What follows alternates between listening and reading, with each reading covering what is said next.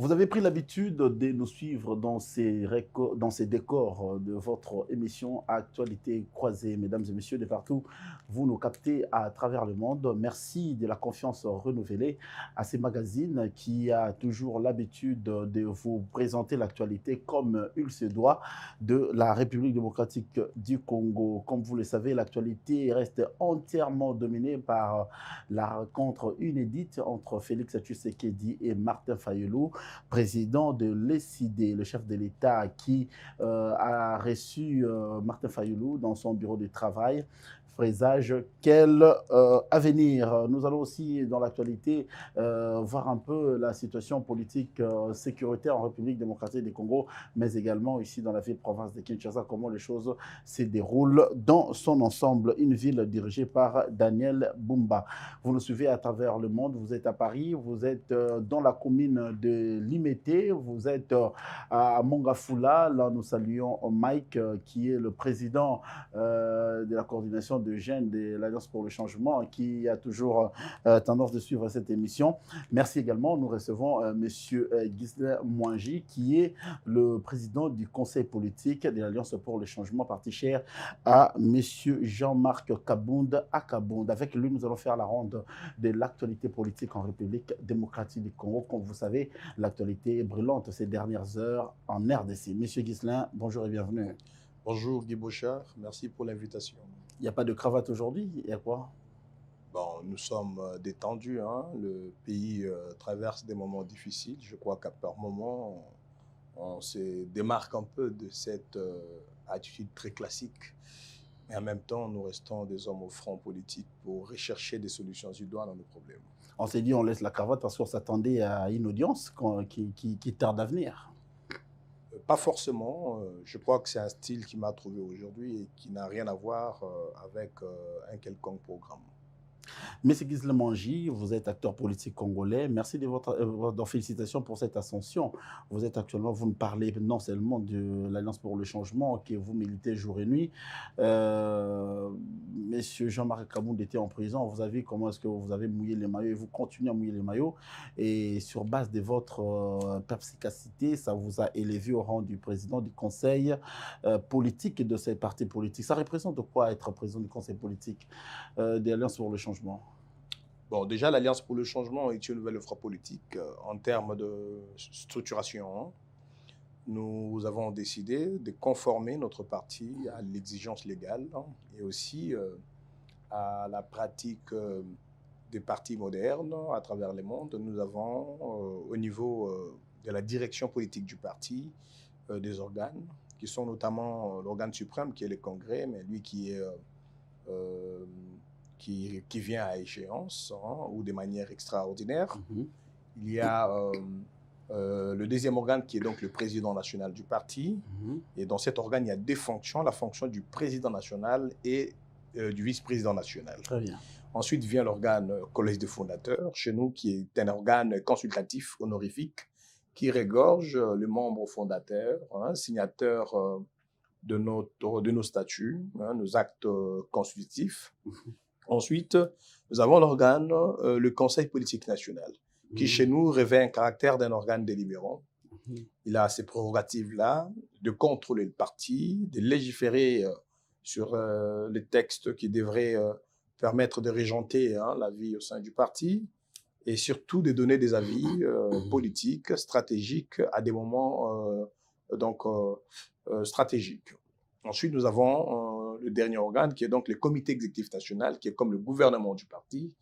Et à la tête de cet organe, nous avons le secrétaire général et le secrétaire nationaux qui dirigent les départements au sein de notre parti. C'est quel modèle? C'est le modèle Bon, ça est d'abord un modèle légal, hein, dans tous les partis politiques aujourd'hui. Cet agencement, on n'a jamais connu ça en RDC.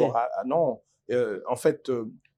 par rapport à la loi en cours, la loi en vigueur, normalement, un parti politique devrait avoir une direction politique qui, en son sein, doit avoir une instance de décision, hein, un organe délibérant et aussi un organe de gestion courante.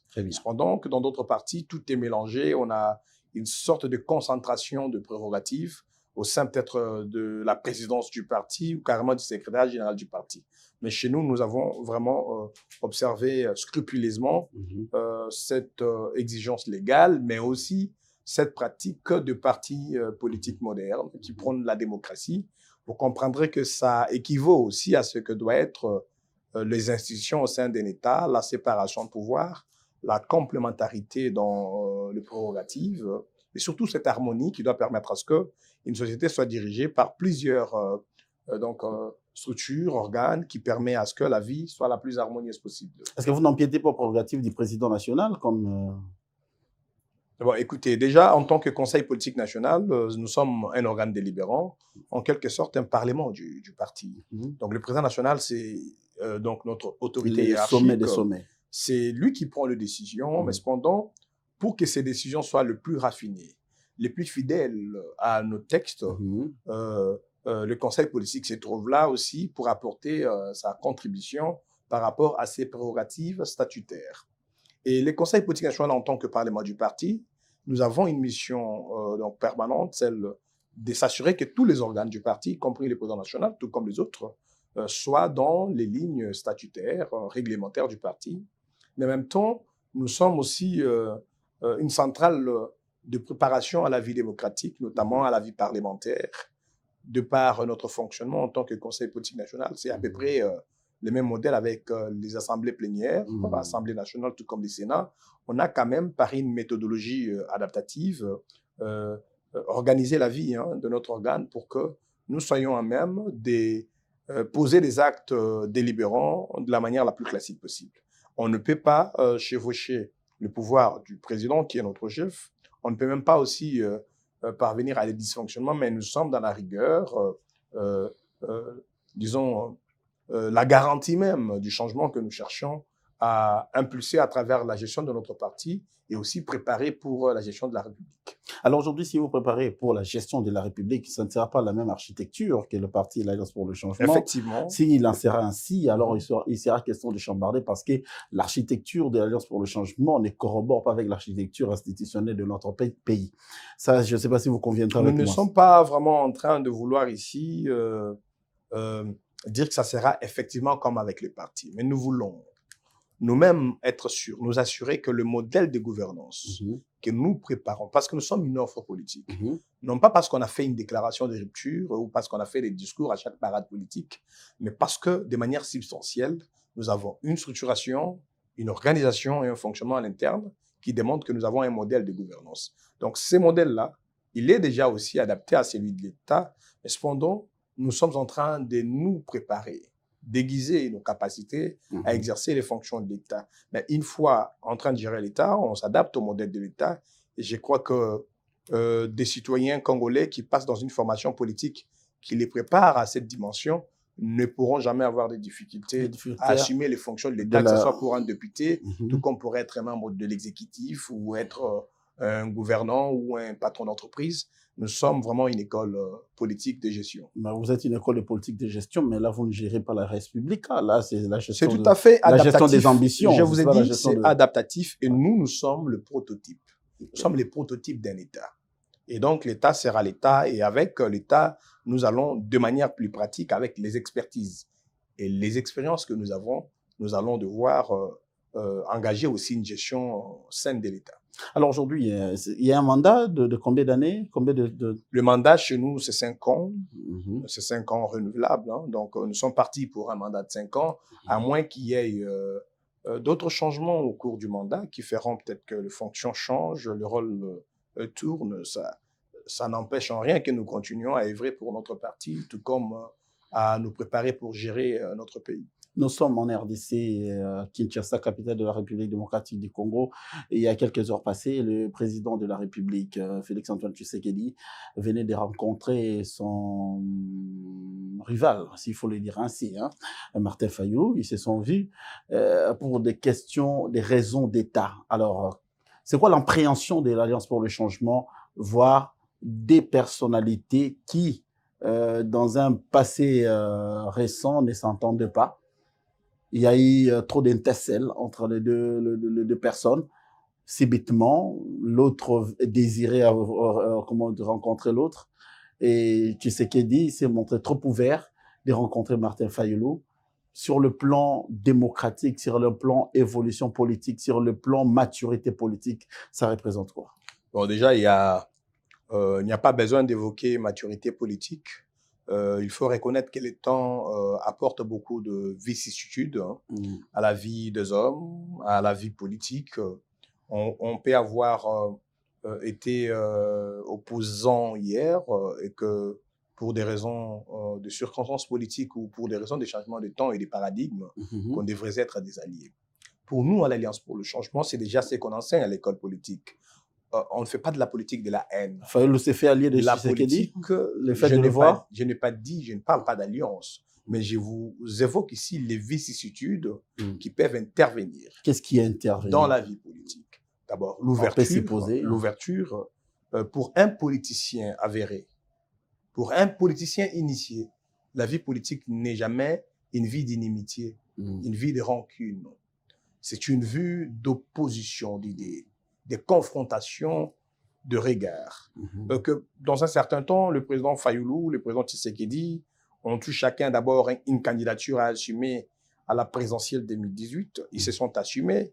Une contestation à engager parce qu'on estimait que le résultat devrait être autre, ou un mandat assumé pour le premier mandat pour le président Tshisekedi. Chacun a fait sa politique. Mais aujourd'hui, comme je l'ai dit, c'est le temps qui nous donne aujourd'hui ces scénarios de rencontre entre le président de la République, Félix Tshisekedi, et le président de l'ECD, Martin Fayulu.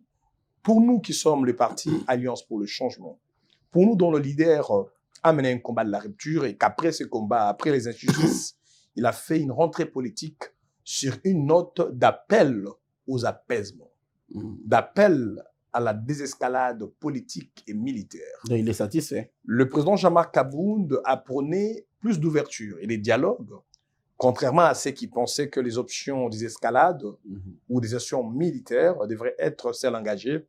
Le président Kabound a lancé cet appel. Donc, si déjà une rencontre a eu lieu entre M. Fayulu et le président Tshisekedi, c'est une ouverture qu'il convient de saluer. Mais cela ne nous empêche pas de continuer notre campagne pour qu'il y ait plus d'inclusivité. Ça veut dire qu'il faut qu'il y ait tous les Congolais aujourd'hui qui devraient se rencontrer. En ces moments de crise, ce sont des Congolais qui sont à la belligérance, ce sont des Congolais qui sont au pouvoir avec le président Tshisekedi, ce sont nous les Congolais qui sommes à l'opposition avec l'honorable Jean-Marc Kabound. Et je crois qu'au-delà des interférences, par exemple de Rwandais qui accompagnent la FC-M23 ou d'autres groupes armés qui ont d'autres alliés extérieurs, c'est une affaire des Congolais. Et je pense que le rapprochement entre des Congolais est la chose qu'il faut d'abord saluer, mais surtout l'inclusivité dans le dialogue, dans la recherche de la paix, de la cohésion nationale. C'est ce que nous allons insister pour que ça y ait. Il faut qu'il y ait plus d'inclusivité. Il y a la guerre à l'Est. Autant les opposants politiques que nous sommes devrions ouvrir le jeu, autant il faudrait l'ouvrir aussi dans d'autres cadres de négociation. Je pense au processus au niveau africain, tout comme au niveau international avec Doha, Washington. Il faudrait qu'il y ait des négociations. Le président Kabound l'a dit lors de sa rentrée politique le 24 avril 2025. Il a dit que pour nous, nous encourageons qu'il y ait de pourparlers en deux temps. D'abord avec le Rwanda, qui est comme un pays agresseur. Donc, ce qui a déjà commencé à avoir lieu avec ces négociations au niveau de Washington. Mais ensuite, entre le Congolais, toutes les composantes, sans en exclure une seule. Et jusqu'à ce jour, nous déplorons la lanterne parce qu'on aurait voulu que ça soit un peu plus rapide. Jusqu'à ce jour, il y a quand même déjà des pas menés dans ce sens de négociation en deux temps. Et donc, nous le saluons sans pourtant ici encourager les radicalités. Parce que lorsqu'on est face à de Congolais en opposition, en conflit, il faudrait plutôt prôner la désescalade, comme je l'ai dit. Il faudrait que nous puissions oublier par moments, au nom de la patrie, certaines de nos radicalités pour que nous puissions ensuite penser la nation, pour que nous puissions engager des voies de salut pour notre peuple, pour qu'il y ait la paix, pour qu'il y ait la sécurité, et surtout pour que nous évitions d'avoir ces forces rwandaises sur notre territoire, ce qui aujourd'hui est une situation pérenne avec les Rwanda RDF qui, en connivence avec la FCM23, contrôlent jusqu'à présent une grande partie de notre zone Est. Alors, c'est pour dire que l'Alliance pour le changement est partant à une forme de dialogue qui peut être annoncé, organisé ou soit convoqué par le chef de l'État. Le président Kabound l'avait dit. Je voudrais vous inviter à remémorer ces discours-là. Le 4 avril 2025, il avait dit que l'Alliance pour le changement va saluer toute initiative du gouvernement. Ça veut dire toute initiative du chef de l'État et de son gouvernement dans le sens de rechercher la paix, l'unité et la cohésion nationale. Okay. Je pense qu'il convient de se dire que nous sommes un parti politique qui a d'abord comme valeur le patriotisme et qui sait faire les distinguos entre les opinions opposées, entre des politiques divergentes et la nécessité de privilégier la paix, la cohésion nationale et surtout de construire un pays qui est en pleine déliquescence. Alors aujourd'hui, la population était en train de penser que Kabound en prison, une fois sorti, il serait tenté de dire des vérités franches comme ça au président de la République, ou soit demander une rencontre avec le chef de l'État. Apparemment, c'est Fayulu qui l'a défoncé. Bah, c'est comme si on prenait comme si comment dirais-je, Kabound serait l'homme de la situation. C'est qu'il faudrait. Mais aujourd'hui, c'est comme si Fayulu vient d'effacer le chapitre Kabound. Nous ne sommes pas dans cette compétition-là avec le président Fayulu. C'est une analyse. Pour qui nous avons beaucoup de respect. C'est une analyse. Vous comprendrez que depuis que le président Kabound était en prison, il a reçu le président Fayulu en visite plusieurs fois et depuis qu'il est sorti, il a eu plusieurs rencontres avec le président Fayulu. Loin de nous. Mais pourquoi Kabound n'a pas fait demander une rencontre avec le chef d'État? Parce que il y a nécessité de créer la paix. Vous avez une fausse appréhension de l'échiquier politique. Bien que nous prenons les ouvertures et que nous prenons la désescalade, qu'elle soit politique ou militaire, pour privilégier aujourd'hui le dialogue avec tous, la cohésion nationale, pour le bien-être de tous les Congolais, nous ne pensons pas que les options devraient être les mêmes. Alors, autant Martin Fayulu a sollicité une rencontre ou une audience auprès du chef de l'État, autant d'autres Congolais rencontrent le chef de l'État ou le rencontreront. Tout dépendra. Non. Alors, sur ça, j'aimerais vous dire... Il y a acteurs et acteurs. Aujourd'hui, si Kabound désire rencontrer le chef de l'État, il y aura tambour et trompette. Je voudrais vous dire des vérités, c'est que ne faisons jamais la politique des cachettes. Bien que les officines existent. Mais s'il faudrait des rencontres, ce seront des rencontres officielles. Au grand jour et devant tout le monde. Et je pense que ce n'est pas parce qu'il faut challenger les cas de la rencontre du président Tshisekedi et Martin Fayulu. Il faut se dire que plusieurs Congolais devraient se rencontrer. Le président Tshisekedi a rencontré le président Kagame. Et ensuite, il y aura d'autres rencontres. Je crois que dans un cas de conflit d'opposition politique, les rencontres sont toujours des rendez-vous inévitables. Et lorsque ces rendez-vous arrivera, il arrivera. Alors, et si c'est pour surtout si vous le demandez aussi. Hein? Non, mais écoutez, je ne suis pas en train de refuter que des Congolais se rencontrent et surtout que ce soit avec le chef de l'État. Mais l'initiative doit venir de quelque part. Non, écoutez, l'initiative ne doit pas forcément venir de celui qu'on reçoit. L'initiative peut venir du chef de l'État lui-même. Donc, dans certains cas, l'initiative varie. Donc, on ne peut pas tout se dire parce que le président Fayulu... donc, il y a beaucoup de cas. Hein. Il y a beaucoup de cas qui, avec le temps, vont se définir d'eux-mêmes. Mais de manière très claire, il faut se dire qu'il est temps où il y a nécessité de saluer toute initiative prise par le président Tshisekedi et son gouvernement en ce qui concerne la recherche de la paix, la cohésion nationale ou le salut de la nation. C'est notre patrie et je crois que c'est ce qui est important. Ce qui est mauvais, c'est dévier ou déformer ces rencontres, les amener à des nouvelles coalitions qui pourraient encore davantage exacerber la situation sécuritaire. Alors aujourd'hui, Jean-Marc Kabound joue quel rôle dans la crise actuelle qui sévit en RDC? Bon, Parce que je vois l'arche de l'Alliance pour le changement être focus sur son fonctionnement, être focus sur sa structuration. Vous l'avez bien vu. Alors on se dit, mais aujourd'hui, Jean-Marc Kabound qui était en prison, il est sorti, mais on lui sent pas jouer un rôle majeur dans la résolution des conflits. Vous risquez de vous contredire. Vous venez de dire des choses qui sont essentielles. Depuis que le président Jean-Marc Kabound est sorti, il ne se repose pas. D'abord, première des choses, il travaille tous les jours. Non, je dis dans le cadre de votre parti, bien sûr. Je parle du parti et de son leader.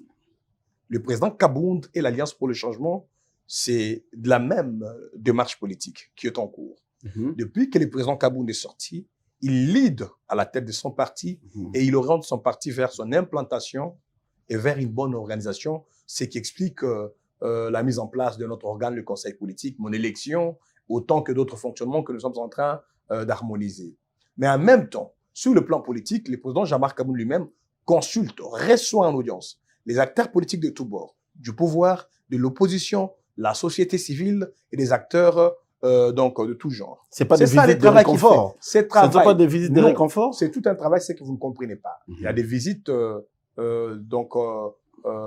simples, mais il y a des séances de travail qui se tiennent. Et dans ce cadre-là, il y a plusieurs préparations en cours. En même temps, préparer d'abord comment rapprocher davantage la population congolaise, que l'Alliance pour le changement soit véritablement le porte-voix du peuple congolais, que le président Kabound incarne d'une manière plus large un leadership qui, dans le jour qui viennent, ou carrément au moment venu, devrait engager le peuple congolais et défendre ses intérêts.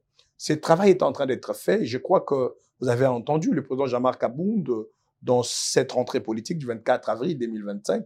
Il a même annoncé que dans le jour qui viennent, nous allons lancer une grande coalition politique qui sera la coalition de la gauche congolaise.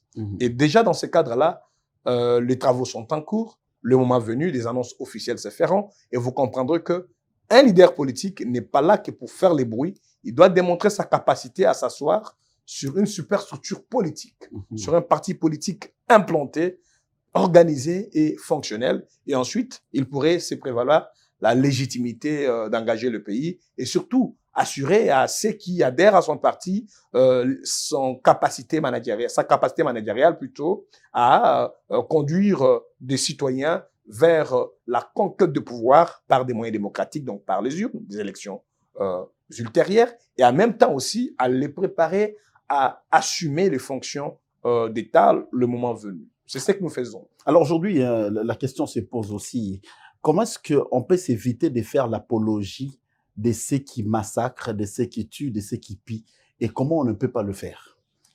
Bon, écoutez, quelque part, les propos ou l'approche de l'apologie, comme nous l'entendons aujourd'hui à travers certains responsables de services de l'État, et je crois que vous faites allusion à ce que évoque le président Bossembe. Oui, voilà, avec le CISAC.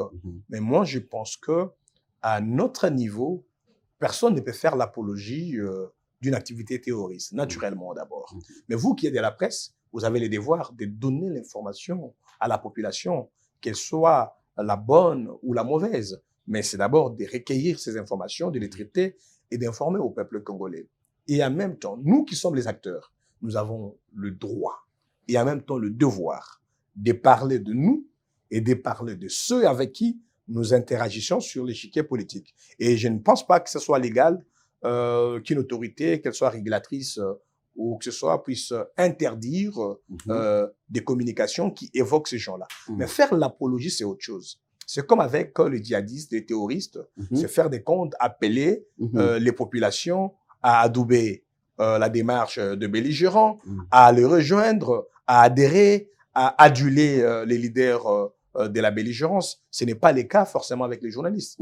Vous passez l'information, vous êtes dans votre travail. Et je crois que celui qui n'est pas dans son travail, c'est celui qui pense que vous ferez l'apologie. Alors, il faudrait revoir la définition de ces termes apologie. Alors, M. Gisèle Manji, nous allons, sans pourtant s'attarder sur cette question, balayer ça, on va faire demain, pour parler des choses qui sont aussi essentielles, hein, qui intéressent la population congolaise. Aujourd'hui, l'Alliance pour le changement n'a pas été consultée par par le conseiller en matière de sécurité, le chef de l'État qui avait annoncé dans un passé récent le consultation. Euh, vous faites quel genre d'opposition? Parce qu'il fallait au moins vous présenter lors des consultations pour faire valoir vos idées. On vous a pas vu. Mais comment est-ce que l'Alliance pour le changement réfléchit en interne, en solo, et il veut proposer ces propositions au gouvernement pour que la chose marche? On ne comprend pas pourquoi vous n'avez pas été consulté. Comment est-ce que vous avez vu l'issue de ces consultations? Bah, écoutez, déjà jusqu'à aujourd'hui, d'aucuns se demanderaient quelle est l'issue de ces consultations. Et pour nous, à l'époque, hein, nous l'avons dit qu'on n'était pas disposé à aller vers ces consultations-là. Déjà, le président Jean-Marc, au début de ces consultations, était lui-même encore Il s'agissait prisonnier. d'être disposé ou de Non, l'intérêt? non. Déjà, écoutez, Il n'y avait pas intérêt. pour Hein? nous, d'abord, en tant que parti politique, il était irrespectueux que nous puissions accepter et nous engager à des consultations alors que nous étions maltraités. C'est pourquoi je vous ai dit, quand les consultations ont commencé, le président Jean-Marc Abound était prisonnier. C'était une maltraitance, une injustice qu'on ne pouvait pas consommer. Et depuis l'emprisonnement, la condamnation, nous l'avons décrié. Et pour nous, c'était une barrière face à une quelconque démarche respectueuse. La deuxième des choses, il y avait cet arriéré ou carrément cette deuxième injustice qui était le refus de l'octroi de notre arrêté portant enregistrement du parti. Alors qu'on avait rempli toutes les formalités et payé le frais y afférent. Et donc, je crois que on ne pouvait pas se sentir à l'aise ou respecter en allant répondre à un appel à des consultations dans des conditions où le président était un prisonnier et où les partis étaient maltraités. Alors, les conditions ne sont plus les mêmes aujourd'hui. Le président Jean-Marc Abound est un homme libre. Les partis, depuis le 24 janvier, on l'a annoncé à son arrêté ministériel portant enregistrement. Nous sommes déjà dans nos droits et dans une posture où nous pensons que les possibilités peuvent se présenter, d'échanger, de se consulter, mais sans pour autant nous compromettre par rapport à notre cahier des charges politiques. Votre meeting lors de la rentrée politique du président Jean-Marc Abound, hein, qu'il a animé dans votre siège, on a eu l'impression comme si c'est quelqu'un qui voulait se rapprocher du président Félix sans pour autant qu'on lui demande. Vous avez vu un regard singulier parce que c'est déjà à l'UDPS, c'est toute la presse qui disait, mais écoutez, le président Abound est radicaliste, il ne change pas, il vient de sortir des prisons, il est encore très opposé au régime Tshisekedi dans son discours. Est-ce qu'on a entendu les mêmes choses? On a entendu les mêmes choses? Non, mais c'est ce que je dis, au moins vous marquez il a cajolé ces mots. Vous marquez mon esprit parce que votre regard est quand même singulier, ça je le dis. Vous marquez mon esprit, votre regard est singulier parce que les autres ont pensé que, ou les autres nous ont dit que nous sommes très radicaux. Même moi, en tant qu'acteur du parti Alliance pour le Changement, on me dit, mais vous, avec votre président Jean-Marc Abound, vous êtes des radicaux. Vous ne transigez pas sur les questions de l'État. Qu'est-ce que vous avez dit? Vous avez appelé le chef de l'État, vous l'avez conseillé, vous l'avez sollicité. Nous avons, non, écoutez, dans ces discours, le président Abound, comme je l'ai dit, devrait incarner le rôle d'un opposant patriote, responsable, constant, et surtout celui qui devrait démontrer une rectitude par rapport à la rupture que nous avons naguère engagée, mais en même temps aussi qui devrait présenter ses voies de solution par rapport à la crise qui, aujourd'hui, a plongé notre pays dans la misère. Et donc, les propositions faites à l'égard du président Tshisekedi, les appels lancés aux acteurs politiques, les discours prononcés pour faire un état des lieux de la gouvernance du pays, je crois que tout a été dit en toute responsabilité et en toute sincérité. Le président Abound s'en assume, le parti Alliance pour le Changement assume ses discours et je pense que jusqu'aujourd'hui, nous maintenons notre rectitude. Aujourd'hui, vous maintenez votre position. L'actualité aussi en RDC ici, c'est autour de la corruption. Vous avez vu à la tête de l'UGF, on a changé de tête. Comment Jules Alinguetti n'est plus, mais les soupçons, les rumeurs de la corruption planent toujours. Il y a un guéguerre entre le ministre de la Justice, Constant Moutamba, et le procureur général, le président de la Cour de cassation, s'il faut dans les dire, c'est monsieur le procureur général après le Cour des cassations. Merci pour cette précision, monsieur Firmin Vondé. Il y a une sorte de guéguerre. L'Assemblée nationale a donné le quitus au procureur d'offrir une instruction contre monsieur Constant Moutamba, alors que on s'est dit, mais on est dans quelle république où le chef des institutions se tiraille entre eux. Vous êtes analyste politique, mais vous avez les sons juridiques aussi. Quand vous voyez ces chevauchements, ça vous inspire quoi? Bon, déjà, il n'y a pas d'inspiration dedans, il y a d'inquiétude qu'il faut présenter parce que il s'agit des hauts responsables du pouvoir de l'État. Il y a le ministre Moutamba qui engage le gouvernement dans le secteur de la justice. Il y a le pouvoir judiciaire dont le procureur général près la Cour de cassation est parmi les hautes autorités et membre même du Conseil supérieur de la magistrature. Et il y a Jules Alinghetti qui a dirigé une structure qui relève de la présidence de la République. À ces niveaux-là, il faut noter les inquiétudes. D'abord, c'est le dévoiement de la fonction d'État. Certaines questions, peu importe le dessous des cartes, pouvaient être traitées au niveau institutionnel. Pour le cas d'Alinghetti, il fallait d'abord, de manière interne, son autorité hiérarchique puisse soit ouvrir une enquête administrative sur lui et que l'on puisse apporter la lumière sur certaines accusations avant que l'on puisse proliférer de supputations dans le média et les réseaux sociaux après qu'il soit relevé de ses fonctions. Pour le cas Moutamba, il s'agit d'un membre du gouvernement qui relève de l'autorité directe d'abord de la première ministre. S'il y avait des irrégularités dans son contrat et qu'il y a aussi eu des correspondances entre Moutamba et la première ministre, il y a un cadre juridique qui organise ce genre de questions, qui les traite pour le gouvernement. Ça pouvait être géré au niveau du gouvernement, qu'on puisse recadrer les choses, soit une enquête, soit une demande d'explication de la première ministre, pour que la démarche menée par les ministres soit clarifiée. Même au niveau du Conseil des ministres, cette question pouvait être débattue et que le chef de l'État devrait, de manière claire, orienter son gouvernement à éviter des dérapages ou des malversations financières, encore que ce sont des reproches qu'on a beaucoup reprochés au régime Tshisekedi. Et alors, du côté de la justice, nous constatons qu'il y a eu beaucoup plus l'envie de faire des tapages médiatiques.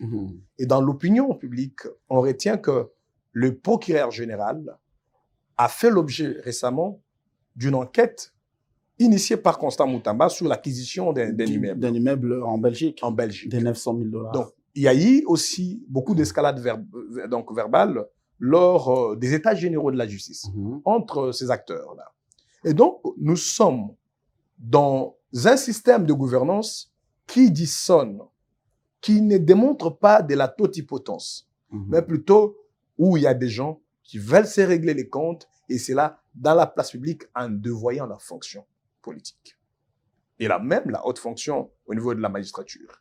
Je pense qu'il relève aujourd'hui de la responsabilité du chef de l'État de rappeler tous ses protagonistes à l'ordre.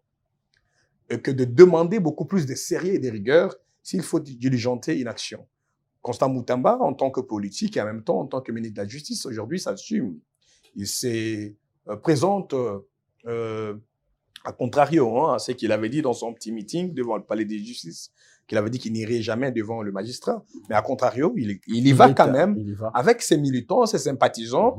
Et aujourd'hui, ça lui fait une sorte de publicité, de victimisation qui pourrait peut-être desservir le régime ou en même temps aussi desservir Est-ce que c'est une bonne attitude? C'est une bonne attitude. Je pense qu'il y a eu beaucoup d'irresponsabilités, commençant par le cadre qui devrait les encadrer, les conseils des ministres, et aussi les cadres de concertation interinstitutionnels qui devraient d'abord traiter ce genre de conflits et éviter à ce qu'on puisse livrer la République à des spectacles. Vous savez, le pays traverse des moments de crise difficiles.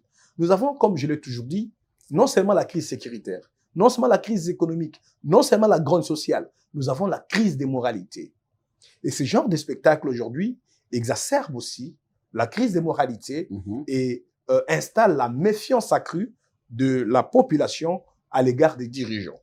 Et je crois que c'est contre-bénéfique et qu'il faudrait qu'à un certain temps, les hautes autorités puissent s'assumer et dépasser les émotions, les individualités et les guéguerres, comme vous les avez qualifiées, pour que la République soit quand même révalorisée. La fonction de l'État, la fonction politique est sacrée. Il faut qu'il y ait beaucoup de sens élevé pour l'exercer, mais il faut aussi qu'il y ait l'art, à savoir comment poser les actes et à savoir comment éviter aussi de livrer des scandales, des spectacles désopulents à toute une république. Est-ce qu'aujourd'hui, on est tenté de comprendre comme si les pays étaient déjà engagés sur la voie de la balkanisation, parce que on sent comme si on est séparé de nos frères de l'Est du pays. Quelle action le gouvernement peut engager après tout ce qu'on a comme bruit ces derniers jours, ces occupations illégales? Qu'est-ce que le gouvernement peut faire pour nous ramener nos territoires occupés? Pour notre part, nous appelons d'abord le gouvernement... Est-ce que rien qu'avec le dialogue, ça va résoudre la solution? Nous voulons appeler le gouvernement à une prise de conscience élevée. Et en même temps aussi, nous voulons tirer une sonnette d'alarme à l'attention du peuple congolais dans son ensemble.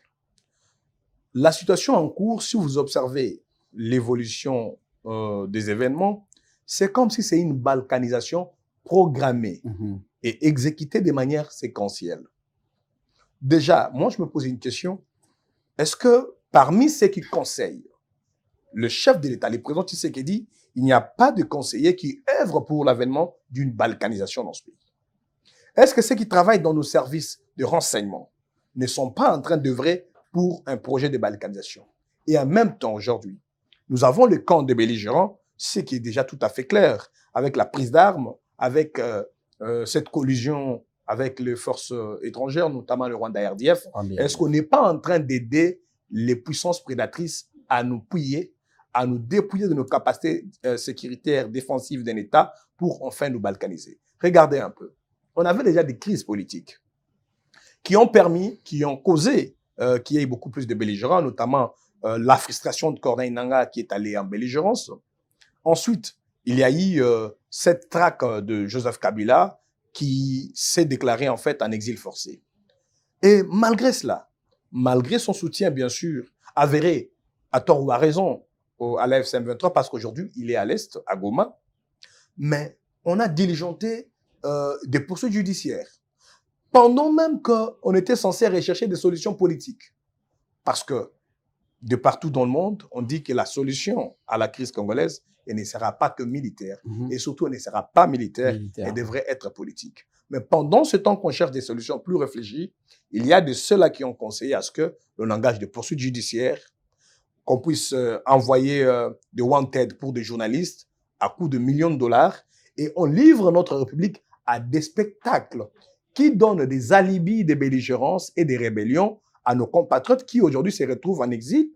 Et vous voyez Franck Djongo aller à Goma, vous le verrez Moukoumadi, les autres. Il y a maintenant des Congolais qu'on a poussés forcément à l'exil et qu'on a poussés à se retrancher vers une partie du pays. Et ce qui pourrait, au nom de leur belligérance et de leurs raisons, ce qu'on pourrait considérer comme des casus belli, que ces derniers puissent déclarer une quelconque balkanisation. Nous devons tirer une sonnette d'alarme.